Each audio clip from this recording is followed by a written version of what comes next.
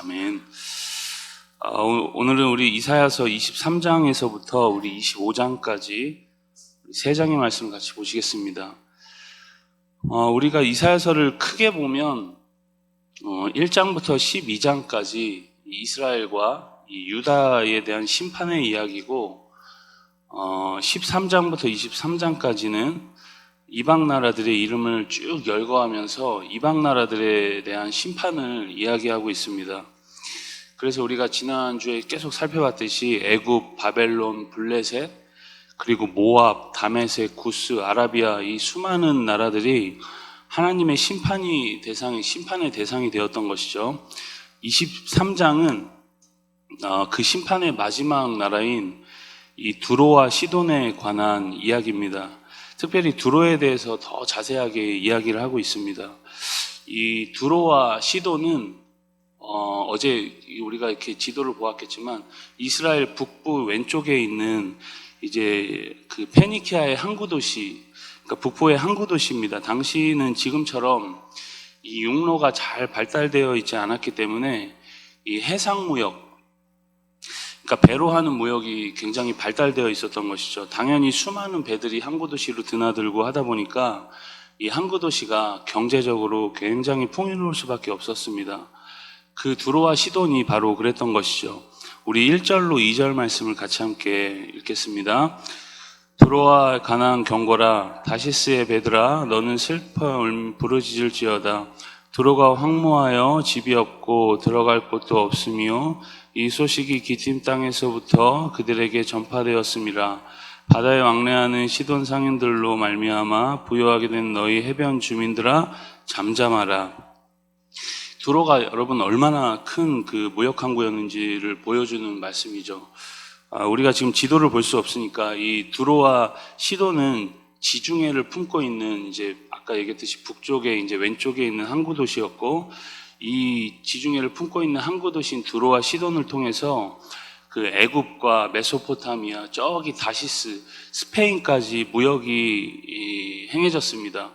그런데 두로가 멸망하면서 저기 다시스에도 경제적 영향을 지금 미치고 있다라는 것을 지금 성경이 이야기를 하는 거죠.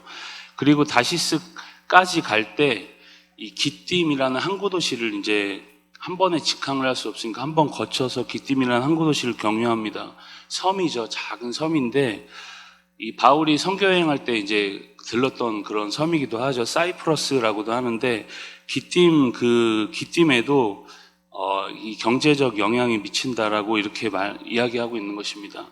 두로의 멸망이 이렇게 다시스와 기띔의 몰락을 가져올 만큼 큰 영향력이 있는 도시였다는 것이죠. 5절에 보면 애굽도 고통받는다 말씀합니다. 그만큼 경제적으로 아주 주요한 도시가 바로 두로였습니다. 두로와 시돈이었던 것이죠. 여러분, 두로의 평판은 원래 어땠을까요? 우리 8절 말씀도 같이 함께 보시겠습니다. 면류관을 씌우던 자여, 그 상인들은 고관들이요, 그 무역상들은 세상의 존귀한 자들이었던 두로에 대하여 누가 이 일을 정하였느냐. 여러분, 주변 도시들부터 칭송받고 주변 나라에 이 면류관을 씌우던 그런 도시였습니다. 그런 존귀한 도시가 어떻게 멸망을 하게 되었을까요? 우리 9절 말씀도 같이 보시겠습니다. 만군의 여호와께서 그것을 정한 것이라. 모든 누리던 영화를 욕되게 하시며 세상의 모든 교만하던 자가 멸시를 받게 하려 하심이라. 하나님께서 일단 정하셨다, 여호와께 정하셨다 이렇게 말씀하고 구체적으로 들어가면 바로 교만에 대해서 이야기를 합니다. 여러분, 교만이 뭘까요? 하나님 없이 자랑하고 의스대는 모든 것들이 여러분 교만입니다. 하나님은 여러분 이 교만을 가장 싫어하는 것 같습니다. 굉장히 무서운 영적 질병이죠. 나라든 개인이든 여러분 이 교만에 휩싸이면 정말 답이 없습니다. 오직 누구에게만 집중되냐? 나에게만 집중이 되는 것이죠. 잘 되는 모든 것들이 다 내 힘으로 된 것 같습니다. 국가적으로도 마찬가지죠. 여러분, 우리나라는 여러분들이 보시기에는 어떻습니까? 언제부터 우리가 잘 살았습니까? 언제부터 우리가 여러분 하나님을 떠나도 잘 될 것이라는 확신을 갖게 된 것입니까? 여러분, 하나님은 이러한 교만을 반드시 심판을 하십니다. 두로는 결국 멸망을 하죠. 다른 나라에 면류관을 씌우던 그런 영화로운 나라가 멸망을 합니다. 그리고 두로의 마지막을 이렇게 이야기를 합니다. 우리 17절, 18절입니다.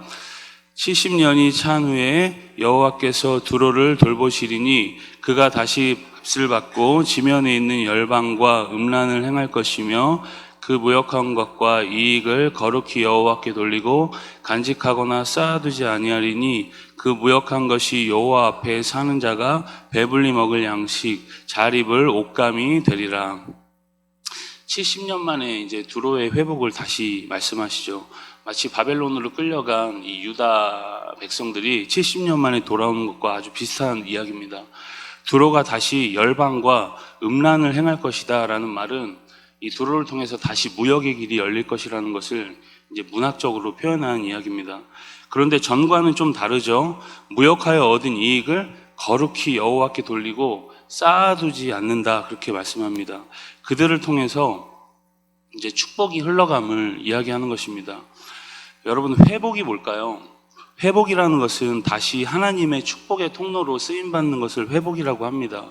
다시 사용받는 것이죠. 저는 우리나라와 이 자리에 모인 모든 성도님들이 그런 축복의 통로로 하나님께 사용받기를 주님의 이름으로 축복합니다. 우리 24장입니다. 24장 1절부터 13절까지는 심판으로 인한 온 땅의 황폐함을 이야기하고 있습니다. 우리 1절 같이 읽겠습니다. 보라, 여호와께서 땅을 공허하게 하시며 황폐하게 하시며 지면을 뒤집어 엎으시고 그 주민을 흩으시리니.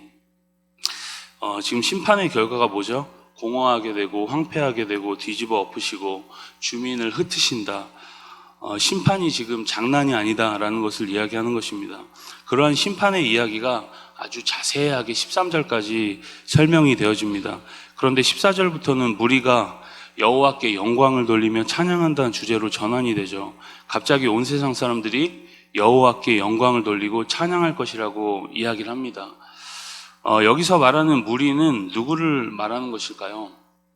바로 이 남은 자들을 이야기하는 것입니다. 그런데 또 잠깐 좋았던 분위기가 16절부터 다시 전환이 되죠. 우리 16절 말씀도 같이 함께 읽겠습니다. 땅끝에서 노래 소리가 우리에게 들리기를 의로우신 이에게 영광을 돌리세 하도다. 그러나 나는 이르기를 나는 쇠잔하였고 나는 쇠잔하였으니 내게 화가 있도다. 배신자들은 배신하고 배신자들이 크게 배신하였도다. 하나님과의 언약을 배신하고 죄악 가운데 거하는 이들에 대한 고발로 또 다시 이야기가 시작됩니다. 남은 자들에게 있어서 가장 큰 영적 고통은 이 나 하나 잘 산다고 기뻐할 수 없다는 것이죠. 언약을 배반하고 살아가는 수많은 백성들을 보면서 가슴 아파하고 함께 탄식하는 마음이 남은 자들에게는 항상 있습니다. 여러분, 주식이라는 것을 이제 여러분들은 해보셨는지 모르겠는데, 주식이라는 것을 하다 보면 이 개별 주가 말고 이 주가 지수라는 것, 코스피 주가 지수라는 것이 있습니다. 전체의 주가를 평균하여 나타내는 어떤 지수를 이야기하는 것이죠. 그런데 여러분, 이 전체 이 코스피 주가 지수가 흔들리면은 개별 주가들도 이제 요동을 치게 됩니다.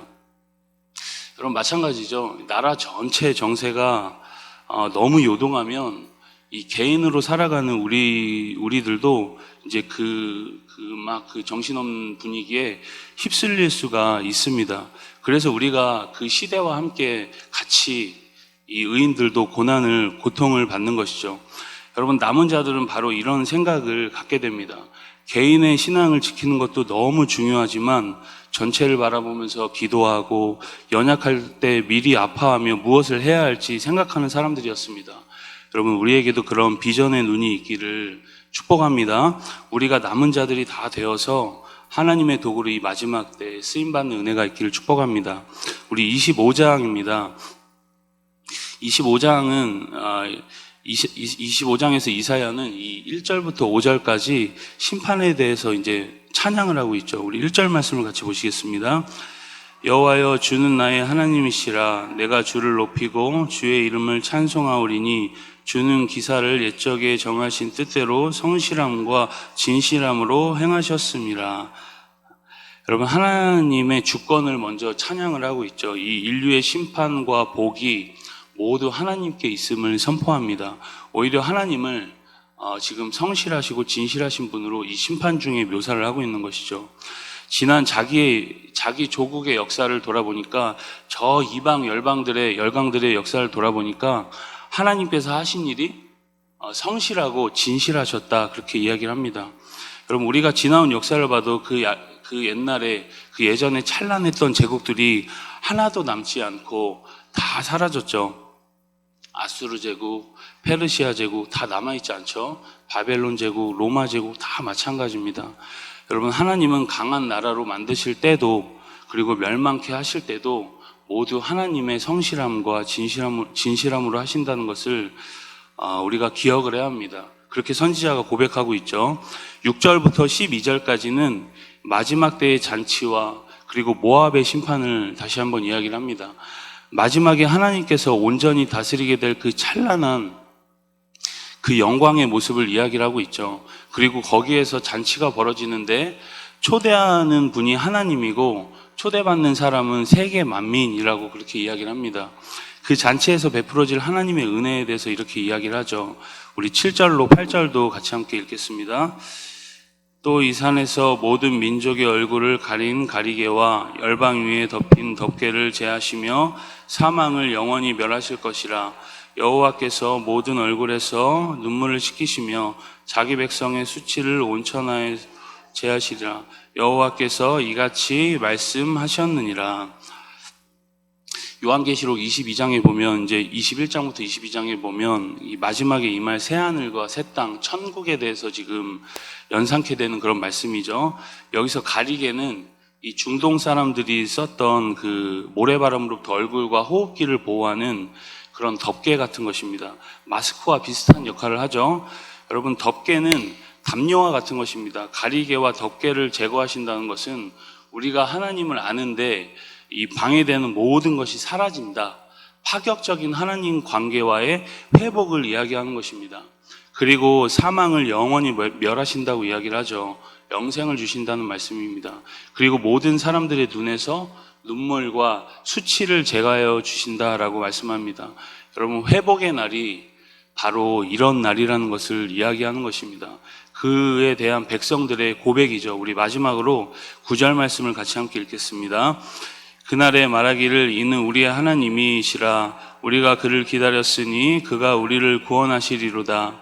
이는 여호와시라. 우리가 그를 기다렸으니 우리는 그의 구원을 기뻐하며 즐거워하리라 할 것이며 그 구원을 기뻐하며 즐거워하겠다, 이렇게 이야기를 합니다.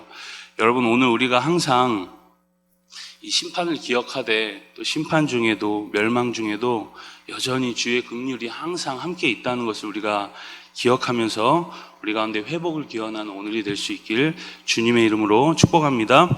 우리 이사야서 23장에서 25장 말씀을 경청합니다.